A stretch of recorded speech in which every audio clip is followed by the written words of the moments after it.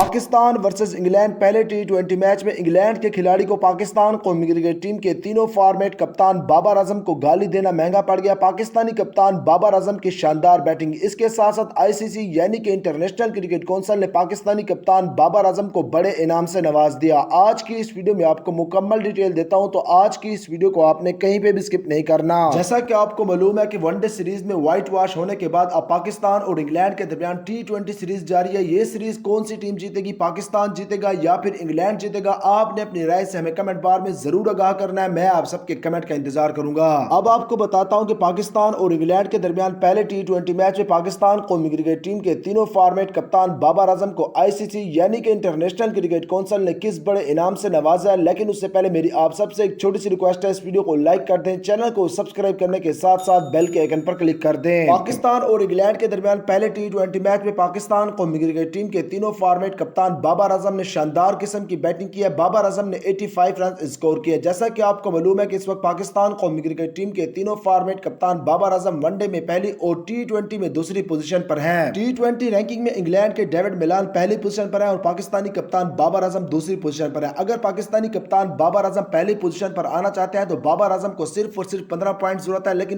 آج کے میچ کے بعد پاکستان قومی کرکٹ ٹیم کے تینوں فارمیٹ کپتان بابر اعظم کو T20 رینکنگ میں پہلی پوزیشن پر آنے کے لیے صرف اور صرف 4 پوائنٹس چاہیے۔ انشاءاللہ العزیز اگلے میچ میں پاکستان قومی کرکٹ ٹیم کے تینوں فارمیٹ کپتان بابر اعظم T20 رینکنگ میں بھی پہلی پوزیشن پر آ جائیں گے۔ آپ سب نے کمنٹ بار میں انشاءاللہ بھی ضرور لکھنا ہے۔ یہ تھی آج کی ویڈیو، انشاءاللہ بہت جلد کسی اور نئی ویڈیو کے ساتھ آپ کی خدمت میں حاضر ہوں گا۔ تب تک اپنا خیال رکھیے گا۔ اللہ حافظ۔